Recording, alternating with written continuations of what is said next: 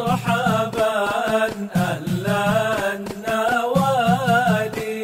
Ada lagi mungkin Bapak yang mau bertanya? Sebelum lanjut di pertanyaan online, alhamdulillah ada 5, 6 6 pertanyaan. Mungkin langsung saja ke online. Bismillahirrahmanirrahim. Assalamualaikum warahmatullahi wabarakatuh. Habib izin bertanya, bagaimana ijtihad para sahabat-sahabat Nabi untuk mengumpulkan satu demi satu ayat-ayat suci Al-Quran menjadi satu keutuhan, satu surat di Al-Quran. Dan yang kedua, bagaimana cara penjudulan pada surat-surat Al-Quran tersebut, Bib? Nah, bagaimana ijtihadnya sahabat di dalam mengumpulkan Al-Quran? Yang pertama kita harus pahami bahwa ada satu surat, ayat-ayatnya itu dia tidak turun langsung satu surat genap, ya. Jadi bukan langsung satu surat terus selesai semua satu surat penuh dengan ayat-ayat lengkap. Memang ada surat-surat yang begitu, yang Allah wahyukan langsung utuh, satu surat utuh, seperti surat Al-Mursalat misalnya, suratul Fatihah itu diturunkan satu surat utuh. Surat Al-Muzammil kalau tidak salah ya, atau Al-Mudathir, saya lupa itu Al-Muzammil apa Al-Mudathir, itu di dalam kitab Zubdatul Itqan karya Abu Ya Sayyid Muhammad bin Ali Al-Maliki. Di situ kan menjelaskan keterangan wahyu pertama yang diturunkan kepada Nabi SAW. Ada yang mengatakan surat Al-Alaq ayat 1 sampai 5. Ada yang mengatakan suratul Fatihah, ada yang mengatakan Al-Mudathir atau Al-Muzammil. Akhirnya disimpulkan di situ, kalau wahyu pertama yang turun berupa ayat ada surat Al-Alaq, karena ayat 1 sampai 5. Tapi kalau yang diturunkan secara utuh, di situ ada beberapa pendapat, itu ada suratul Fatihah termasuk, ada surat Al-Mudathir kalau tidak salah ya, Mudathir atau Muzammil. Nanti bisa dicek lagi di kitab Zubdatul Itqan fi Ulumil Quran. Nah itu dia, ada yang terpisah-pisah. Bahkan ada saya temukan di surat At-Taghabun atau surat Al-Munafikun, saya lupa itu, antara dua surat itu sebagian ayatnya turun di Makkah, sebagian ayatnya turun di Madinah. Sebagian ayat di Makkah diturunkan, sebagiannya di Madinah. Nanti bisa dicek lagi, di cross check kalau koreksi saja kalau ada yang salah. Seingat saya itu kalau bukan surat At-Taghabun, surat Al-Munafikun. Cenderung saya surat Al-Munafikun itu. Ya, itu. Jadi sebagian ayatnya di Makkah Allah turunkan, sebagiannya di Madinah. Nah, ijtihad para sahabat, nah mereka ini karena setiap saat berinteraksi dengan Nabi Muhammad SAW, di masa Nabi dulu kita bahas ya, sebagaimana kitab sejarah mushaf yang ditulis oleh Syekh Musa Jarullah itu diterangkan di situ. Nabi selalu menyampaikan setiap ada wahyu dikumpulkan sahabat, atau kadang-kadang Nabi sedang berkumpul wahyu turun, itu disampaikan itu wahyu. Setelah itu ada sesi pertemuan, mereka bertemu langsung dengan Nabi. Dari situlah Rasulullah SAW mulai menyebutkan wahyu-wahyu yang sudah diturunkan seluruhnya kepada Nabi di waktu itu, sehingga disampaikan ini ada wahyu ini. Mereka menghafal. Memang sudah disetting oleh Allah, orang-orang yang hidup di masa Rasul memiliki satu kelebihan, yaitu kuwatul hifz, kekuatan dalam menghafal. Sekali hafal masuk ke akal. Nah, sehingga ada sesi pertemuan khusus. Kalau di Makkah kita kenal ada namanya Darul Arqam. Darul Arqam ini nama rumah sahabat. Di situ Nabi jadikan sebagai apa? Institusi kajian Al-Quran. Dari situ juga Nabi sallallahu alaihi wasallam menyampaikan wahyu yang sudah Allah turunkan, dan mereka langsung menghafal. Dan itu adalah pertemuan yang rutin diadakan.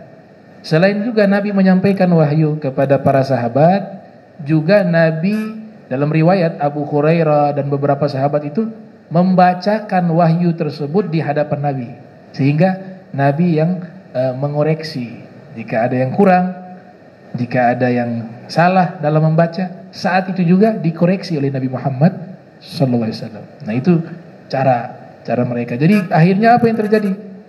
Pindah ke Madinah, begitu juga Masjid Nabi difungsikan sebagai pusat kajian Al-Quran, yang nanti juga di situ ada yang menyetorkan hafalan Al-Quran kepada Nabi. Kemudian Nabi juga nanti menyampaikan apa yang diwahyukan oleh Allah kepada mereka. Kemudian ada yang sudah hafal disuruh mengajar, ada yang sudah paham bacaan Al-Quran yang baik benar beserta paham tafsirannya, diajarkan lagi ke sahabat yang lain. Dan Nabi tugasnya di situ sebagai muallim, disebut al-mufassir al-awwal. Rasul diberikan julukan oleh ulama tafsir ahli tafsir yang pertama, al-mufassir al-awwal. Disitulah Nabi tafsirkan secara langsung, dan disitulah Nabi mengoreksi. Abu Hurairah itu membaca di hadapan Nabi. Sayyidina Ali bin Abi Thalib juga menyetorkan hafal Al-Quran di hadapan Nabi Muhammad SAW. Dan banyak sahabat-sahabat mereka menyetorkan di hadapan Rasulullah SAW. Dari situ Nabi langsung memperbaiki, mengoreksi jika ada yang salah. Ada yang tidak salah dari awal sudah bersama Nabi, wahyu langsung Nabi sampaikan. Mereka langsung hafal. Semisal Sayyidina Ali langsung paham tafsirnya, ilmunya, karena Nabi ajarkan langsung utuh. Baca, cara bacanya, wahyunya, tafsirnya. Gitu. Nah ini yang terjadi. Sehingga pada akhirnya wahyu terakhir turun, banyak yang menghafal Al-Quran. Disebut 70 sahabat yang dibantai itu semuanya penghafal Al-Quran. Kemudian di masa Sayyidina Abu Bakar Siddiq, Ghazwatu Yarmuk, disitulah nanti muncul ijtihad Al-Quran harus dikodifikasi. Karena di masa-masa sebelumnya itu kebanyakan dari mereka menghafal. Ada yang menulis di pelepah kurma, ada yang menulis di kulit hewan, ya. Tapi kebanyakan menghafal. Tersadar waktu peristiwa peperangan Ghazwatul Yarmuk menghadapi nabi palsu Musailamah al-Kadzdzab, banyak sahabat-sahabat, banyak keluarga Nabi dan sahabat Nabi, murid-murid Nabi yang menghafal Al-Quran terbunuh di Ghazwatul Yarmuk. Di antaranya nama-namanya seperti Salim Maula Abi Hudzaifah, ya, Salim Maula Hudzaifah, ya, atau Abi Hudzaifah. Saya lupa itu. Maula apa Abi Hudzaifah. Namanya dia seorang budak namanya Salim, hafal Al-Quran. Mantan budak. Kemudian banyak lagi sahabat-sahabat semua rata-rata yang kibar-kibar itu menghafal Al-Quran. Wal Imam Ali bin Abi Thalib juga menghafal Al-Quran, ma'a tafsirih. Wa juga Sayyidina Abu Bakar. Wa beberapa sahabat besar. Nah peristiwa Ghazwatul Yarmuk banyaknya sahabat terbunuh dan kebanyakan dari mereka penghafal Al-Quran. Dari situlah muncul satu ijtihad, kalau tidak dikodifikasi Al-Quran dalam satu bentuk kitab atau mushaf, kita khawatir jika ada peperang lagi terbunuh akhirnya hilang Al-Quran. Sebab apa? Sebab terbunuhnya orang yang menghafal Al-Quran. Maka mulailah di situ ijtihad untuk membuat mushaf. Di masa khilafah Sayyidina Abu Bakar sudah ada. Walaupun ada beberapa sahabat sudah memiliki mushaf pribadi. Kalau ini yang mushaf secara formal, secara resmi kenegaraan, ya. Kalau mushaf secara pribadi ada beberapa sahabat seperti Ubay bin Ka'ab. Dia punya mushaf sendiri. Wal Imam Ali bin Abi Thalib juga punya mushaf. Ada beberapa sahabat dan itu disebut dalam Sahih Bukhari, ya, tentang mushaf-mushaf beberapa sahabat Nabi Muhammad SAW. Tapi yang secara resmi kenegaraan itu mulai di masa khilafah Sayyidina Abu Bakar Siddiq. Kemudian nanti puncaknya di masa Sayyidina Utsman bin Affan dibuat satu aturan kepada merujuk kepada satu mushaf yang nanti disebut dengan Al-Mushaf Al-Utsmani, ya, yang sampai sekarang sampai kepada kita ini Al-Quran yang ada nih seluruh dunia ini yang disebut dengan Al-Mushaf Al-Utsmani, ya. Penulisan khotnya juga diatur waktu itu, khot Al-Kufi, ya. Di masa-masa setelahnya itu khot Al-Kufi. Kemudian ada perubahan thuluthi dan lain sebagainya di dalam khot penulisan Al-Quranul Karim. Nah, jadi seperti itu ijtihad para sahabat. Nah, adapun surat-surat itu diatur oleh Nabi, itu tauqifiyah. Penamaan itu wahyu, bukan hasil ijtihad para sahabat.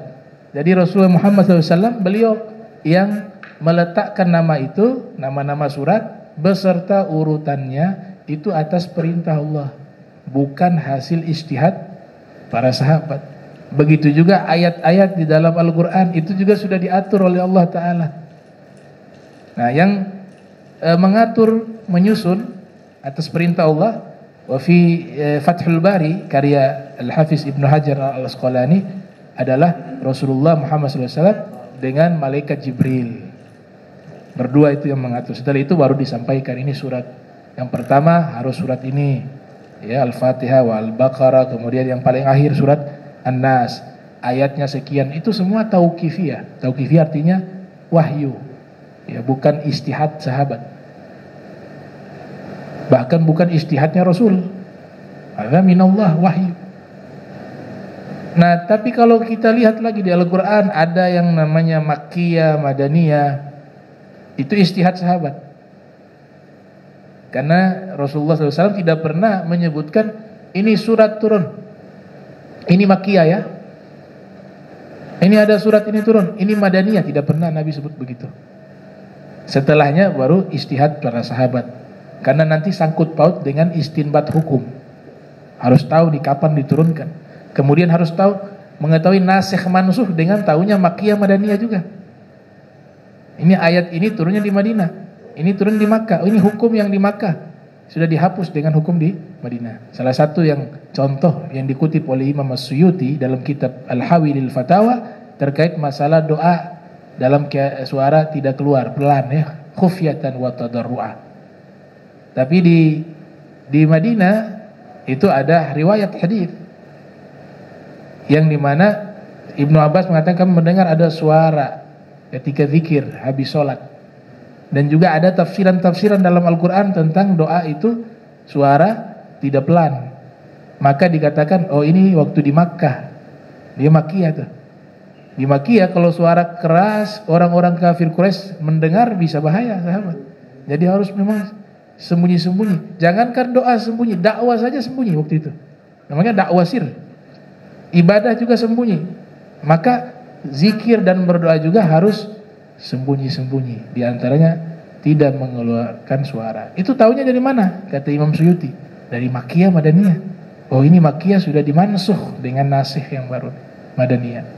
Walaupun ulama kekinian menolak istilah nasikh wal mansukh ya, tapi mayoritas ulama terdahulu mereka meyakini, mereka mengistilahkan, bukan meyakini, dengan ada istilah an-nasikh wal mansukh. Nah,